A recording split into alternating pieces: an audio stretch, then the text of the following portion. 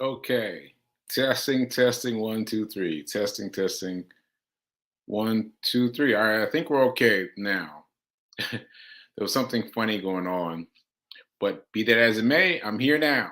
Yeah, I'm here now. I'm not sure what was going on, but I had to shut down the whole system and then reboot the whole system in time for in time for my show. In time for my show. So, welcome to the show. Welcome to Be Your Own Hero. Hero is the acronym. It means helping everyone reaps optimism. Helping everyone reaps optimism. I'm your host. I'm Sekou Wrights. I'm a professional creative, and that means these days I'm a motivational speaker. I'm a motivational speaker. So check me out today. We'll be talking today about a little bit more about date. What did I call it? Date. Mm, mm, mm. Date something. But what I'm talking about is dating. It's about spending your money on dates, and also, and if I have time, I'm going to show you the 7 baby steps that Dave Ramsey recommends. All right. So hopefully we'll have time. All right. So I'll see you later in 1 second.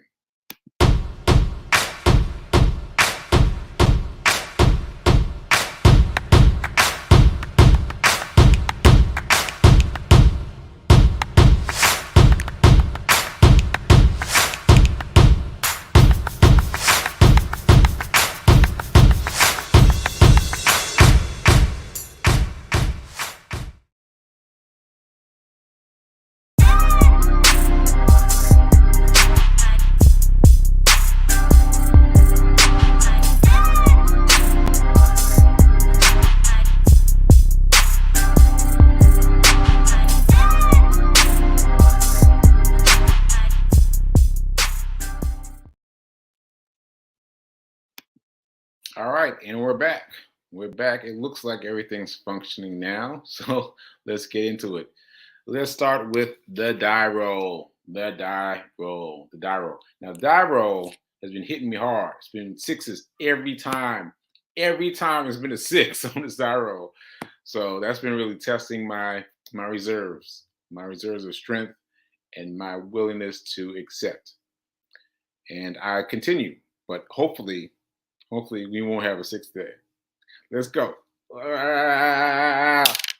Two. All right, we finally broken the six mark right down to two.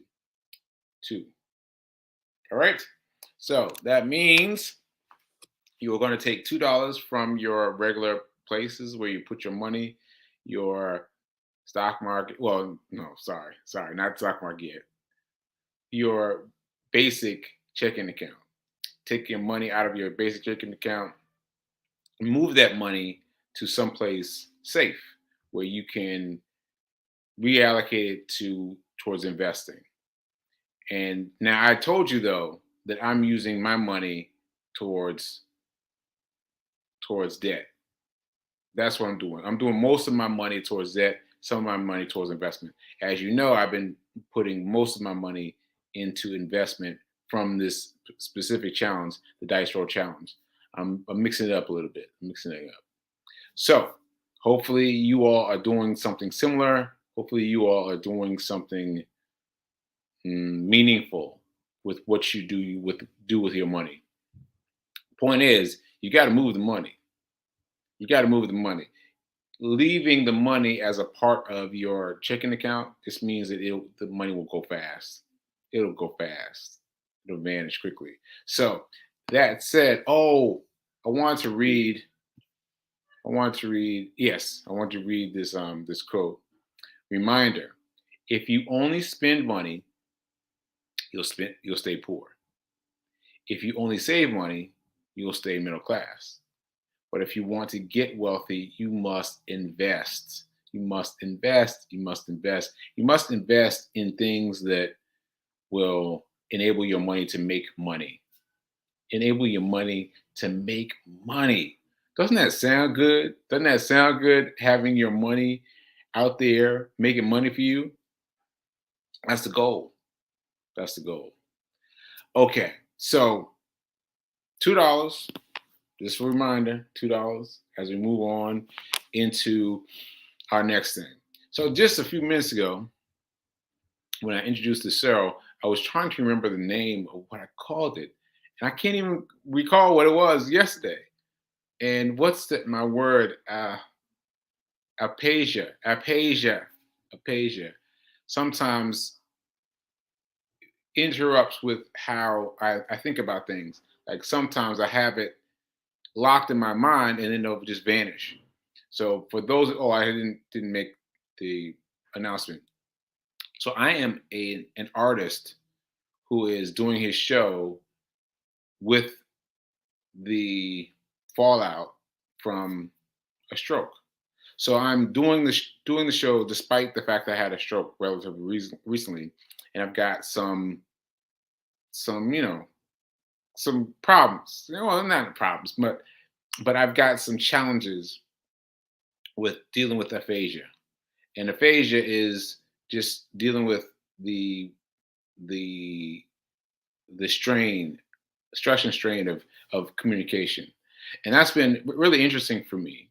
It's been really it's been interesting for me as an as a employer. Well, not an employer. No, no, scratch that. As someone who watches the show, and then someone who participates in the show now, because that's a big difference.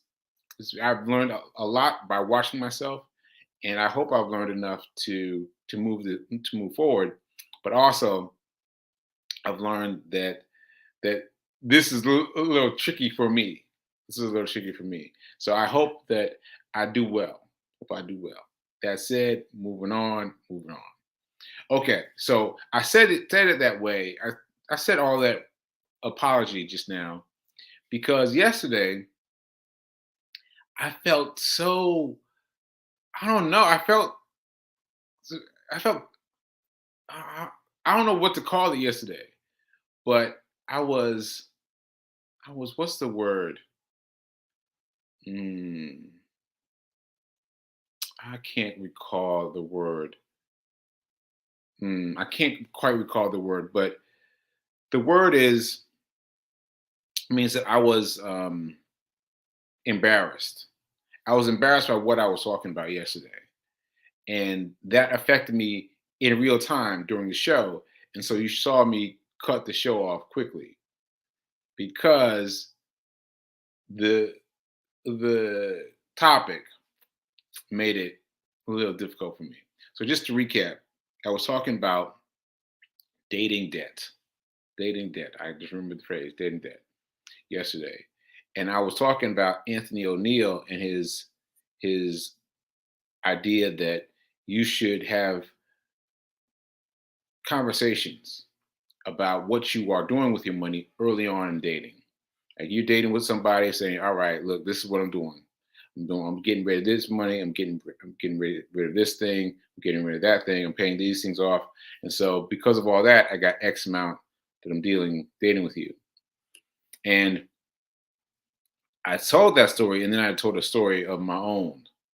And that's where I started feeling embarrassed. But I told the story of me expecting it to work differently, not saying anything up front about these are my debts, these are the things that I'm spending money on, and these are the things I'm working on, but instead expecting that when the the debt revealed itself, that she would be like, "Oh yeah, I got your back. I got your back. We're in this together. This is a love relationship. I got your back." And yeah, so first of all, that did not happen. That is not what happened, right? But then I was talking to Rev Mel last night, and she was talking to me about this, and she was like, "No, no, bro, ain't no woman gonna be like, yeah, let me help you with your debt. No, no." That made me laugh a bit because it's certainly what happened in my case. When the extra debt came up, she was just like, "I'm gonna back away slowly. I'm gonna back away slowly," right? And I felt it, and I couldn't put my my finger on it, but I felt it. And and so yeah, that was a good example. And Reverend Mel telling me that even she would be like, "Nah, bro, I'm not helping you with your debt," made me realize that how I approached it is not one that you want to approach it by. You want to approach it in a different way. You want to approach it in the way of, "Hey, hey, person I'm dating, this is what's happening. This is what I'm spending money on. This is what I'm paying off debt. These are the things that I'm doing to get myself together, right?" Because if you have that conversation up front and it doesn't work out with that person, you know that person was not there for you, right? That was not your person. That was not your person. But if you try to trap them with your debt, like I did, then there's no telling how great a relationship you might have might fade to black because they see, oh, the web of this person isn't as not is not as nice as it seems, right? So that's an important lesson for all of us to learn. So I admit it, and I encourage you to try it. If you're out there, you're dating, then I encourage you to get clear about what you're doing. First of all, you got to get clear about what you're doing financially, and then be willing to talk about what you're doing with whoever it is you are dating. You got to say, listen, I got this debt that I'm paying off. I'm paying it off aggressively now, and that means we got X amount that we can use for for doing fun things. All right. So that's my first point. I just wanted to make it clear that that's why I felt I got so weird yesterday, and I kind of, I got off of camera very quickly because I was feeling some embarrassment.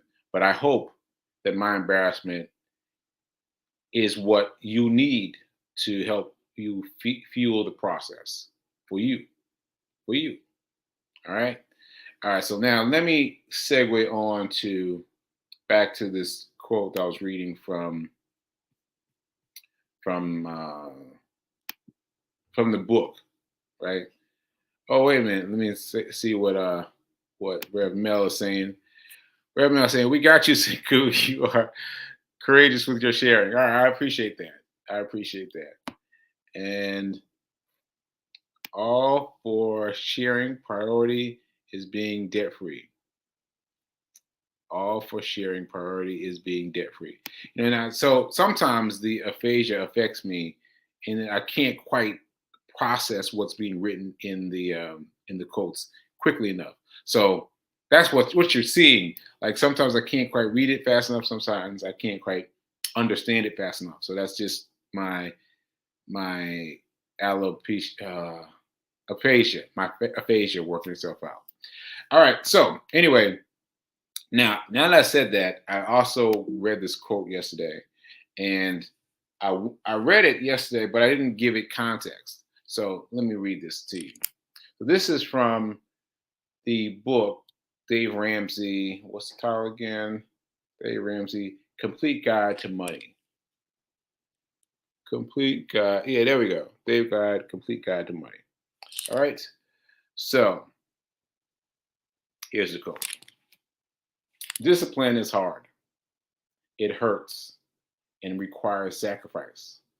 Personally, I don't like discipline, but I love what discipline produces. I love what discipline produces.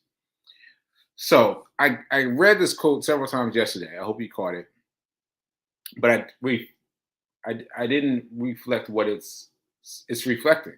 What it's reflecting in the book. So in the book, he's talking now about the the, the emergency fund.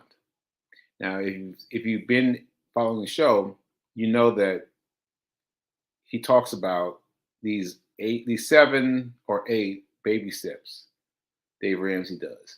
And the first step number one is to set aside $1,000.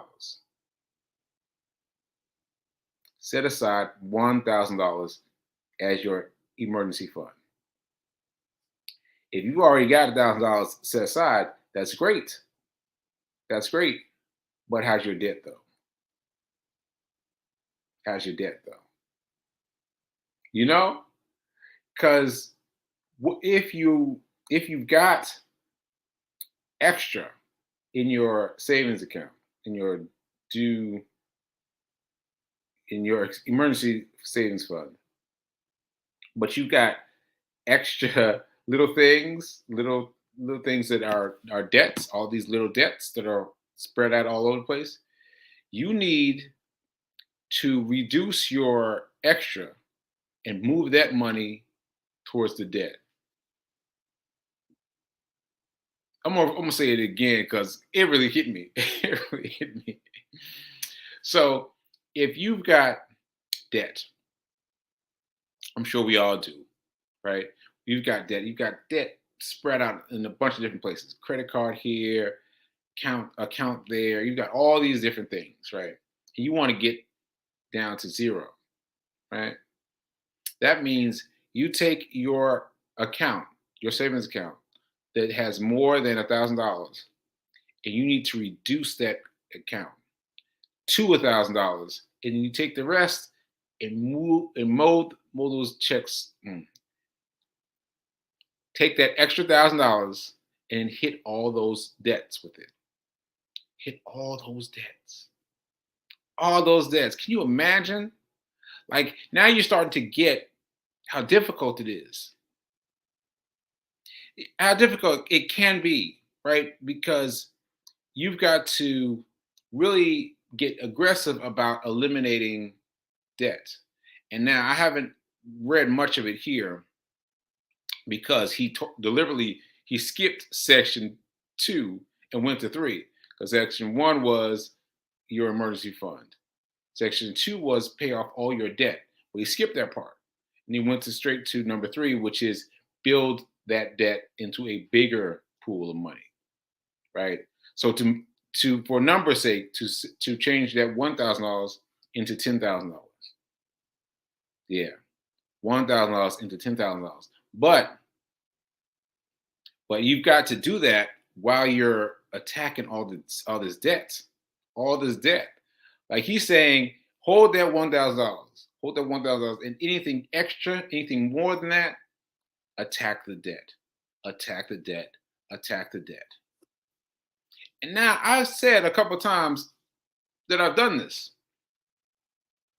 I've said a couple times on the show, I've said that I've done this. I've become completely debt free before, but my life didn't change. I've said that a few times. But now that I'm reading more about what he's saying, I think my definition of debt was different. Because I don't think I've ever been completely debt free. Not completely. No, I don't think I have. And so recognizing that it's challenging in this part here where it's talking about discipline is hard, it hurts and requires sacrifice, that helps me realize that this is gonna be something. This is gonna be something. Right. So anyway, in this part where he's talking about discipline is hard and it hurts, he's talking about, he goes on to talk about what's he called? I wish I could remember the name of it now. But wait a minute. Oh wait a minute.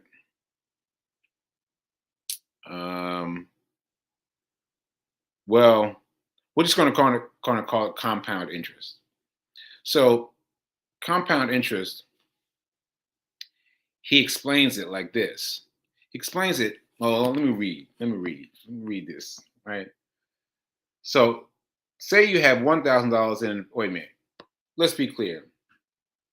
I am suggesting that you create an emergency account of $1,000, no matter how you have to get it. If you've got to build your way up to get it, or you got to build your way down to get it, get that $100,000, that $1,000 emergency fund set, and then use the extra money towards debt. If you have extra money, if you don't have extra money, this is still for you. All right. Okay. So Say you have $1,000 in investment making 10%. 1 year later, you'd have 1,100 in that account, right? That's just your amount, your $1,000 investment plus 10 years. I'm sorry, 1 year of 10% growth. So that's $100. So basically, you just move your decimal place 1 point, right? To instantly get 10%. Just move your decimal place one to the left, right? So $1,000, 10% of that is $100. And so he would have $1,100 for year one, right? Okay. So year two, he have another 10%, which is, well, I'll save that for later. So $1,000, $1,000, $100 for the first year, and then $100 for the second year. So that's $1,200, right? But he said that during something interesting happens, that once you reach at your third year, let me read it now. Let me read it now. You'll not keep earning 10% on the original investment, but on its current value. On its current value. On its current value. Which means every year is worth more. Which means every year you'll earn more. That adds up to very quickly. That adds up to very quickly until, okay, I don't know why. Well, I do know why. The alopecia.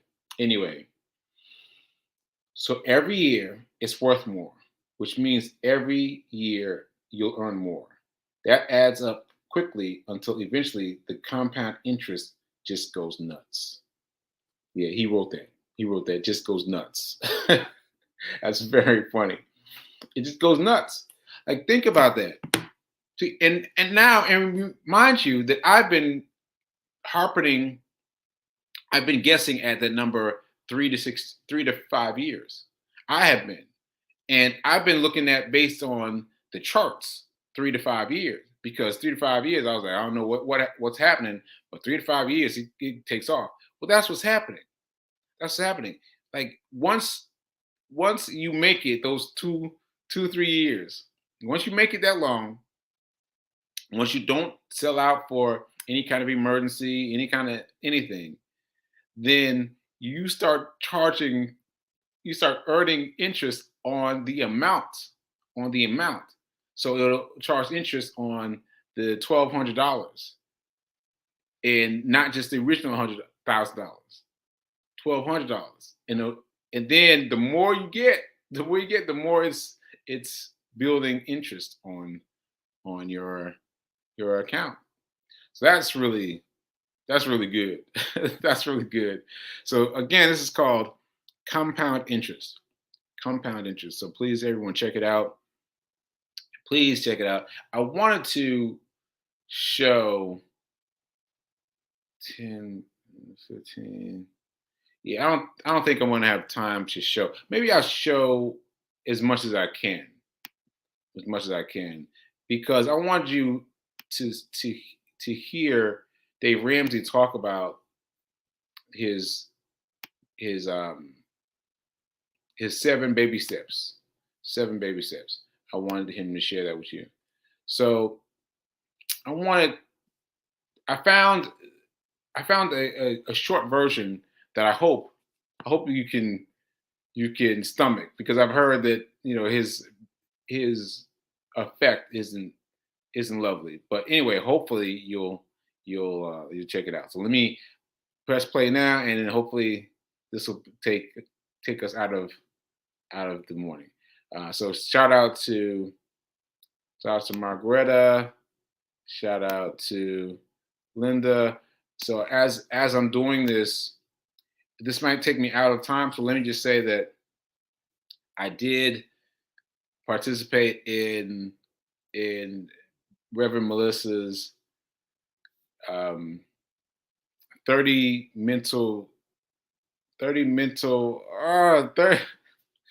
the 30 mental diet. I don't know what to call it. 30 mental. Anyway, I took part in Melvin's and Melissa's class last night, and it was great. It was great. And for I don't know if she still got it open, but for those of you who are interested, you still got time to get in. I highly recommend it, and it was a good show. It was good. It's going to be fulfilling for me. All right, so I'm going to show this as and we'll see how long it takes. See how long it takes. All right. So let's get here and here. Here we go. Have a good show.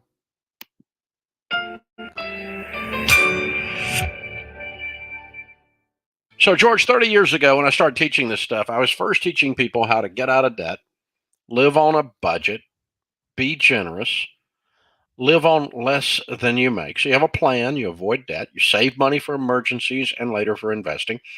And all of those principles work, but people kept saying, which one do I do first? And so I started laying out, well, you should do this first and that first. You should have an emergency fund before you start your 401k. And then I figured out it's easier to have an emergency fund if you don't have any payments. And so you need to get out of debt first. Because, of course, I learned my lesson the hard way, going bankrupt and getting out of debt, and learning how important it was to be debt free as a process, as a part of building wealth. So all of that started to formulate after a few years of teaching in various settings and what became Financial Peace University. It used to be called Life After Debt. And it started becoming what we now call the baby steps. And the interesting thing is that now the baby steps have gone into the Total Money Makeover book, which has sold almost 10 million copies. And they have become the proven plan, the shortest distance between where you are now and wealth. Where you are, if you'll live like no one else later, you can live and give like no one else. What is the shortest distance? And we need a path to run on, because the way you eat an elephant, it's overwhelming. Do I do my 401k with the match, or my kids' college? Or do I have an emergency fund? Or do I pay on this 18% credit card debt? Or, and nothing gets done. You get paralysis of the analysis, you get frozen. Absolutely. And this step, these baby steps have worked for me. They've worked for millions. And it's really simple. If you do it, they work. And it all starts with baby step one, having this foundation, saving $1,000 for a starter emergency fund. This is just a small buffer between you and life before we start tackling the debt. Exactly. And if you have $1,000 already, great. Just set that aside. That's your baby step one. Any money you have that's not retirement, anything you can sell that is not retirement, you're going to liquidate it. If it's not retirement, you got some stock over here that grandpa left you. You got a gold bar under your bed. I don't know what it is, but you got any money that's above $1,000. Maybe you got $10,000 in a savings account. That's $9,000 you got that you don't need past baby step one. We're going to put it all on baby step two. And baby step two is the famous one. That's the debt snowball, where you list your debts smallest to largest. You pay minimum payments on everything but the little one, and you attack the little one with a vengeance. Side note, baby step one should not take you more than 30 days maximum. You need to work extra, sell some stuff, have a garage sale, put the kids on Craigslist, whatever you got to do here. Let's get it done. And you know, we're going to get busted into this, get $1,000 quick. Baby step two, you should be debt free, but your house, and you may have to sell a stupid boat. You may have to take an extra job. But most people that have followed the Total Money Makeover baby steps in Financial Peace University are debt free inside of 2 years. Yeah. And that's with doing it with some gazelle intensity, like you talk about in Financial Peace University. And once you pay off all that debt, now you free up all those payments, right? You have that income. Think about what it'd be like to have no payments but a house payment. Wow. We're breathing easy. And then we can move on to baby step three, where we save 3 to 6 months of expenses in a fully funded emergency fund. This is the final buffer where we say we're never going back into debt because we are the bank now. Yep. Grandma's rainy day fund. Why? It's going to rain. Dave, you need to be positive. I'm positive. It's going to rain. You need to be ready when crap happens. There's a pandemic coming around every corner. There's something coming. And if you have $20,000 cash in the bank, 3 to 6 months of expenses, whatever it is, and you have no payments, you are the third pig in the 3 little pigs, the one that's in the brick house when the big bad wolf comes. You're ready for life. You're ready to go. Now you're ready to build wealth. But that you just now have gotten up to ground zero. You've just now gotten up to even. When you have that emergency fund and you're debt free, now you're ready to build wealth. And in baby step 4, you put 15% of your income aside into good growth stock mutual funds in retirement plans. Start where there's a match. Beyond the match, always do Roth. And if you've exhausted Roth and match and still are not to 15%, then go on to a traditional 401k or IRA. But do Roths before traditional and do match before Roths. It's mathematically in your favor to do that up to the 15%. Don't do 20%. Don't do 11%. Do 15%. While you are doing baby steps 4, you're also going to be doing 5 and 6 simultaneously. Absolutely. So baby step 5 is where we're saving for our children's college fund. And this is going to look different for everyone. There's no set number here because it really depends on your situation. Did you have the baby last week, or is the baby 18? That makes a difference on how much you need for college, right? I mean, what you got to do for college. Just like, is this an oh crap moment, or hey, we're going to be diligent and save? Did we wait almost until too late? Now, they have to go to college debt free. They cannot participate in this epic student loan system failure that is called America right now. It is horrible out there. Do not let your kids go in debt. You do not have to go to debt. Go to community college for free for 2 years. Go to in-state school, work 6 jobs, get scholarships. Our student loan problem is a parenting problem. Mom and dad let kids sign up for crap they couldn't afford. Bad mama, bad daddy. They got to have the conversations. That's where it starts. And So- there's a reason you say baby step 4, invest for yourself before the kids, because there's 100% chance you're going to retire. There's a 50-50 chance or less these days that your kid's going to go to college. And graduate. Yeah. Yeah, this less than 50% chance they're going to graduate. So this is important. So while you're doing 15%, you do whatever you need to do for your kids' college, whatever you decide to do for your kids' college. Beyond that, if you can find any money, you do that on baby step 6, and that's pay off your house. Start chunking on the house. Now, when you're in 1 through 3, you are so intense, your friends are freaking out. Your grandmother thinks you need counseling. You are gazelle intense, like a gazelle running from a cheetah. When you're in 4 through 7, you're not intense anymore. You are now intentional. You're just doing it on purpose, but you're no longer on beans and rice. You're on beans and rice, rice and beans, scorched earth on 1 through 3 till you get those 3 things done. Now, get that house paid off. The average person following this stuff is paying off their home in about 7 or 8 years. Now, that tells us that the whole program is taking about 10 years, and the average baby steps millionaire, the average everyday millionaire that we've studied, we're finding them become a millionaire from the time they start with intensity followed by intentionality, become a millionaire in about 10 and a half years. Yeah. 11.2 years, 10.6 years are the 2 numbers we keep running into. So this is completely possible. Yeah. And once you pay off that house, it's time to build wealth and give outrageously in baby step 7. That's where it ends. Yeah, you will be a millionaire shortly after your home is paid for if you don't at that moment. And then you continue to build wealth, and you raise your generosity, and you continue to build wealth, and you raise your generosity. And you enjoy the money at That's that where point. it gets fun. These Just are the giving it things. away. The only 3 things you can do with money, and you should do all of them at baby step 7. And that's the route you're going. That's where you are. That's who you are. That is the baby steps.